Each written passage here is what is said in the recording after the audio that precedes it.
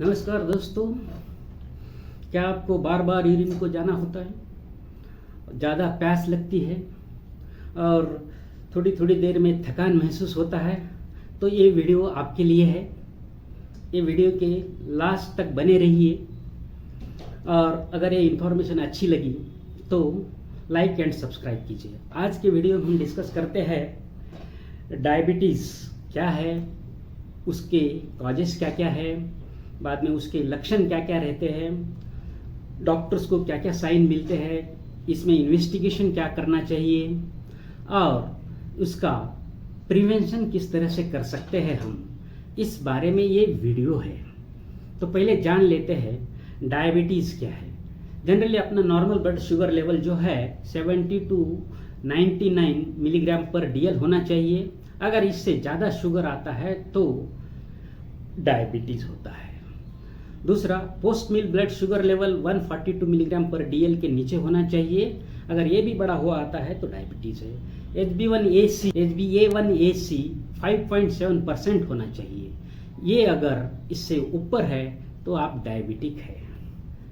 तो इसका main underline cause जो है ये है इंसुलिन डेफिशिएंसी, और इंसुलिन डेफिशिएंसी होने की वजह से हमें हाइपरग्लाइसेमिया होता है। और ये हाइपरग्लाइसेमिया होने की वजह से क्या क्या कॉम्प्लिकेशन हो सकते हैं, जैसे कि cardiovascular problem, neurological problem, renal problem इत्यादि प्रॉब्लम होते हैं।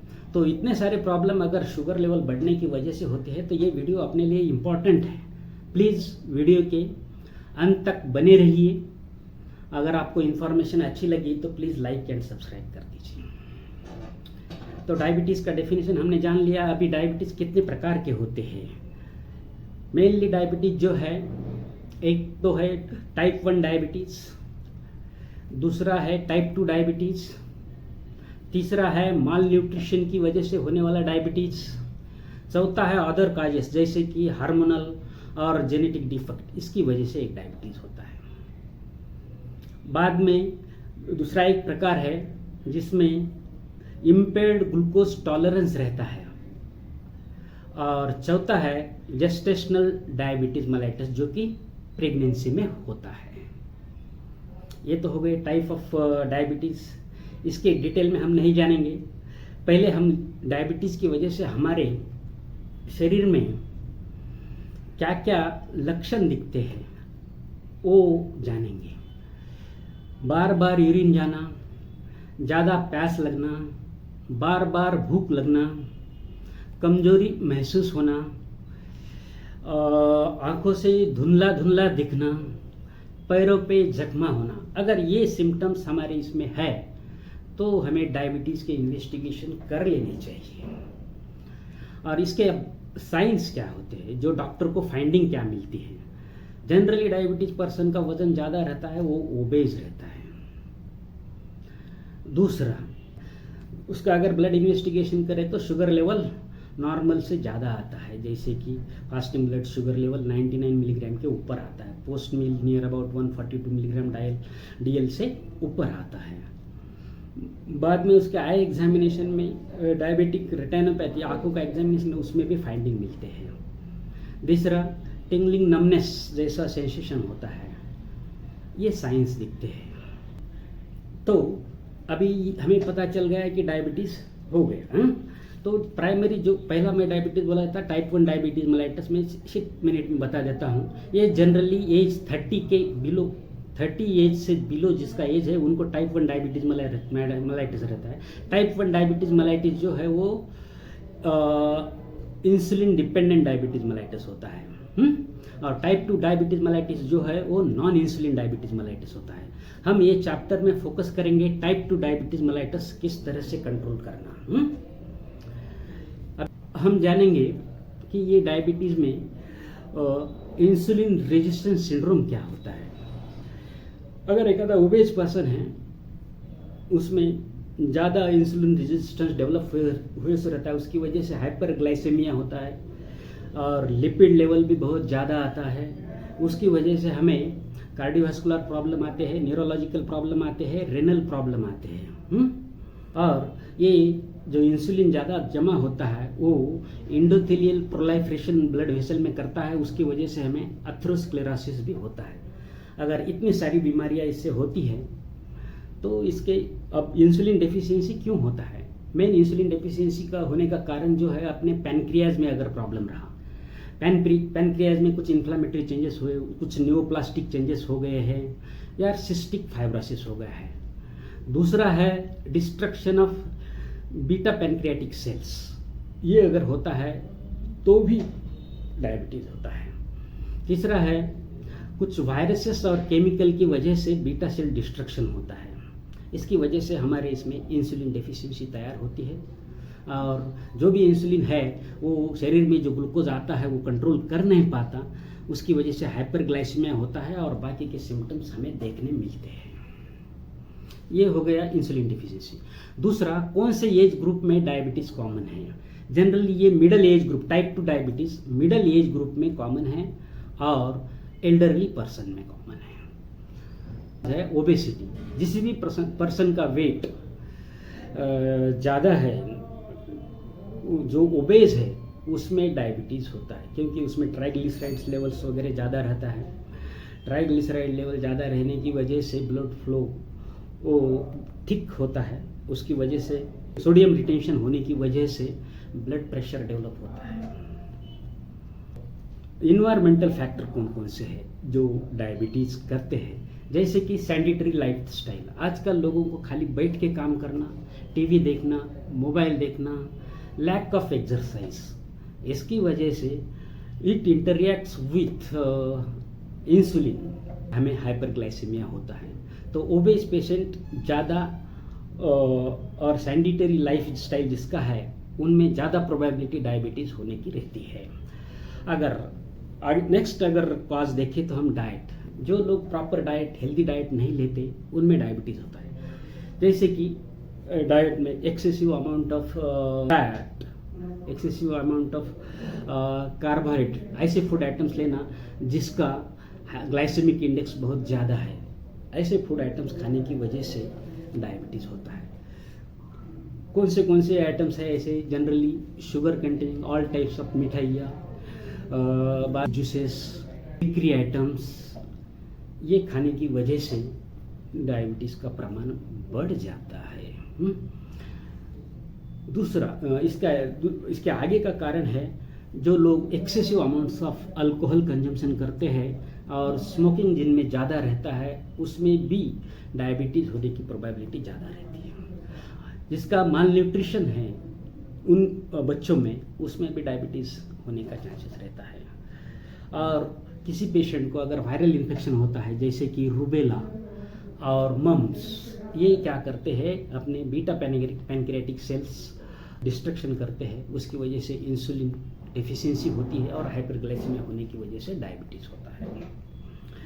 कुछ केमिकल एजेंट्स भी रहते हैं, ड्रग्स भी रहते हैं, जिसकी वजह से डायबिटीज़ हो सकता है। इसके आगे का कारण है एक्सेसिव स्ट्रेस। अगर हम ज़रूरत से ज़्यादा स्ट्रेस लेते हैं, तनाव में रहते हैं, तो हमें डायबिटीज़ होता है। स्ट्रेस होने की वजह से ह्यूमन बॉडी में कॉर्टिसोल सिक्रीट होता है और कॉर्टिसोल सिक्रीट होने की वजह से आदमी ज़्यादा खाना खाता है और अगेन ओबेस होने की वजह से ब्लड शुगर। अब हमने तो लक्षण तो जान लिए, साइन जान लिए, अभी इसका प्रिवेंशन किस तरह से करना चाहिए और इसमें इन्वेस्टिगेशन क्या क्या ज़रूरत लगता है। जनरली अगर डायबिटीज़ हमें डायग्नोस करना है तो प्राइमरी हम पेशेंट का ब्लड इन्वेस्टिगेशन करना चाहेंगे, जिसमें fasting blood sugar level, post meal blood sugar level and HbA1c, ये अगर हम फाइंड आउट करते हैं तो हमें डायबिटीज़ का डायग्नोसिस करना आता है। पेशेंट का अगर कॉम्प्लिकेशन कुछ हो रहे हैं तो उसके लिए हमें उसका lipid profile, kidney function test, ऐसी टेस्ट की ज़रूरत होती है। तो चलो, आप ये तो हो गया कि भाई डायबिटीज़ होने के बाद हमें ये कंट्रोल कैसा करना चाहिए, इस बारे में जानते हैं। कंट्रोल करने के लिए 3 क्राइटेरिया है। एक है primary control, that means primary prevention. Second है सेकेंडरी प्रिवेंशन। थर्ड है टर्शियरी प्रिवेंशन। प्राइमरी प्रिवेंशन का मतलब ये है कि भाई डायबिटीज़ होने के पहले ही उसे रोक देना। हाँ, तो सेकेंडरी प्रिवेंशन का मतलब है डायबिटीज़ होने के बाद उसको किस तरह से कंट्रोल करना। और टर्शियरी प्रिवेंशन ये है कि जिस पेशेंट में डायबिटीज़ होने के बाद कॉम्प्लिकेशन भी हो गए हैं, इसको किस तरह से कंट्रोल करना है। तो वन बाय वन हम जान लेते हैं। पहले जानते हैं प्राइमरी प्रिवेंशन। प्राइमरी प्रिवेंशन करने के लिए हमें अपने डाइट में इम्प्रूवमेंट करना चाहिए, प्रॉपर डाइट लेना चाहिए। पहले डाइट में हम क्या क्या ऐड करें ये जान लेते हैं। जितना हो सके अपने आधी प्लेट हरी सब्जियां, ग्रीन वेजिटेबल्स, ग्रीन सलाद, और जिसका लो ग्लाइसेमिक इंडेक्स है ऐसे फ्रूट्स आधी प्लेट भर लीजिए। दूसरे प्लेट के पार्ट में हम क्या करेंगे, प्रोटीन और फैट लेंगे। प्रोटीन कितना लेना है, जनरली प्रोटीन रिक्वायरमेंट 1 ग्राम पर केजी बॉडी वेट रहता है, उसके हिसाब से प्रोटीन लेना चाहिए। और तीसरा है फैट, रिमेनिंग कैलोरी जो है हम फैट से यूज़ करना चाहिए। तो कौन से, ये तो मैंने बता दिया, ग्रीन सलाद, फ्रूट, लो ग्लाइसेमिक इंडेक्स फ्रूट्स। बाद में प्रोटीन में क्या क्या यूज़ कर सकते हैं, वेजिटेबल सोर्स ऑफ प्रोटीन्स जो है उसमें हम ग्राउंड नट्स, लेंटिल्स, पनीर, इसका इस्तेमाल कर सकते हैं। और एनिमल सोर्स का जो प्रोटीन है हम लीन्ड चिकन और एग का इस्तेमाल कर सकते हैं। फैट अगर हमें ज़रूरी है तो जनरली हम वो ड्राई फ्रूट्स के माध्यम से ले सकते हैं। Small quantity of dry fruits and small quantity of ghee, अगर ये यूज़ करते हैं हम तो हमारा अच्छा प्लेट तैयार होता है। और ये प्रॉपर डाइट करने की वजह से शुगर काफ़ी नियंत्रण में रहता है। तीसरा, इसमें हमें कौन से डाइट में चीज़ें अवॉइड करनी चाहिए, जैसे कि वाइट शुगर जिसमें है वो पूरे प्रोडक्ट हमें बंद करनी चाहिए, जैसे कि ऑल टाइप्स ऑफ मिठाइयाँ है, कोल्ड ड्रिंक्स है, बेकरी आइटम्स है, ये टोटली बंद। साल्ट रेस्ट्रिक्शन भी हमें करना चाहिए क्योंकि वो सोडियम रिटेंशन करता है और हाइपरटेंशन होता है। उसकी वजह से जितना हो सकता है खाने में जितना साल्ट डाला है उतना ही साल्ट यूज़ कीजिए, उसके ऊपर का साल्ट नहीं लेना है।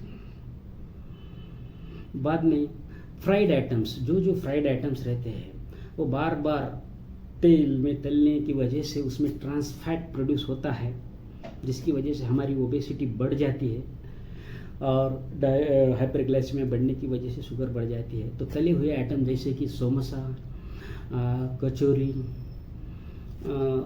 फरसान इत्यादि हमें नहीं खानी चाहिए। ये हो गया डाइट। इसके बाद हमें क्या करना चाहिए, अपनी सैनिटरी लाइफ जो है वो चेंज करनी चाहिए, जैसे कि रेगुलर वॉकिंग करना चाहिए। इनिशियली आप हाफ एन आवर वॉकिंग कीजिए, उसके बाद उसको एक्सटेंड करके 1 आवर 1.5 आवर तक बढ़ा लीजिए। इसकी वजह से अपना जितना बॉडी में ग्लूकोज है मसल्स यूज़ कर लेते हैं और अपना शुगर लेवल कम होता है। कोई पर्सन अगर स्ट्रेंथ एक्सरसाइज करना चाहता है तो वो स्ट्रेंथ एक्सरसाइज कर सकता है, उसकी वजह से भी मांसपेशियाँ ग्लूकोज यूज़ करते हैं और अपना ब्लड शुगर लेवल कम हो जाता है।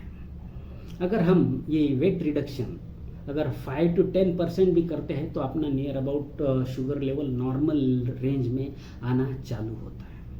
इसके बाद हमें डेली साउंड स्लीप लेना चाहिए, जैसे कि 7 to 8 आवर्स का स्लीप लेना चाहिए। जितना हो सके जल्दी रात में सोने के लिए जाइए ताकि आपका नींद पूरा हो जाए। उसके बाद हमें स्ट्रेस कम करना चाहिए। स्ट्रेस में क्या है, स्ट्रेस किस तरह से हम कर सकते हैं। स्ट्रेस करने के लिए हमें ब्रीदिंग एक्सरसाइज करनी चाहिए और मेडिटेशन करना चाहिए। ये होने के बाद हमें अल्कोहल कंजम्पशन टोटली स्टॉप कर देना चाहिए और स्मोकिंग जितना हो सके छोड़ देना चाहिए। बहुत सारी बीमारियां स्मोकिंग और अल्कोहल की वजह से होती है, तो हम इससे दूर रहे तो अच्छा है। अब हम जानते हैं सेकेंडरी प्रिवेंशन, जैसे कि अभी डायबिटीज़ हो गया है, इन लोगों के लिए क्या करना चाहिए। उन्होंने अपने डॉक्टर के पास रेगुलर चेकअप करना चाहिए। रेगुलर मंथली चेकअप रहे, 6 मंथली चेकअप रहे, वहाँ जाना चाहिए। उसमें जाने के बाद आपका पूरा ब्लड इन्वेस्टिगेशन कर लेने चाहिए और आपके डॉक्टर ने जो भी ट्रीटमेंट चालू की है वो ट्रीटमेंट रेगुलर लेना चाहिए और आपकी ब्लड शुगर लेवल और HbA1c ये रेगुलरली आप मॉनिटर कर लेना चाहिए। ये हो गया सेकेंडरी प्रिवेंशन। अब टर्शियरी प्रिवेंशन क्या है? टर्शियरी प्रिवेंशन किस वजह से? ये डायबिटीज़ एक मामूली बीमारी नहीं है, इसकी वजह से डिसेबिलिटी होती है। कौन सी डिसेबिलिटी होती है? जैसे कि मैं बताया, उसकी वजह से न्यूरोलॉजिकल प्रॉब्लम आते हैं, कार्डियोवास्कुलर प्रॉब्लम आते हैं, रेनल प्रॉब्लम आते हैं, और कुछ लोगों में ज़्यादा ऊंट पैर पे रहने की वजह से गैंग्रीन भी होता है लोअर लिम्स का। तो भाई ये प्रिवेंट करने के लिए हमें क्या करना चाहिए? जो भी अपने नियर बाई एरिया में डायबिटिक क्लिनिक्स है और बड़े बड़े हॉस्पिटल यूनिट्स है, वहाँ पे अच्छी तरह से डायबिटीज़ का डायग्नोसिस होता है और प्रॉपर मैनेजमेंट किया जाता है। वो लोग जो इंस्ट्रक्शन हमें बोलते हैं वो इंस्ट्रक्शन हमें फॉलो कर लेनी चाहिए। तो अंत में दोस्तों, अब पूरा प्रिवेंशन के डायबिटीज़, अगर ये चीज़ें आप फॉलो करते हैं तो आपका डायबिटीज़ अच्छी तरह से कंट्रोल में आ जाएगा। अगर ये इन्फॉर्मेशन आपको अच्छी लगी हो तो प्लीज़ लाइक एंड सब्सक्राइब कीजिए। अगर अपने डाइट में और एक्सरसाइज फिजिकल एक्टिविटी में कोई भी चेंज करते हैं आप, तो अपने डॉक्टर का सलाह लीजिए। अंत में थैंक यू, धन्यवाद। लेवल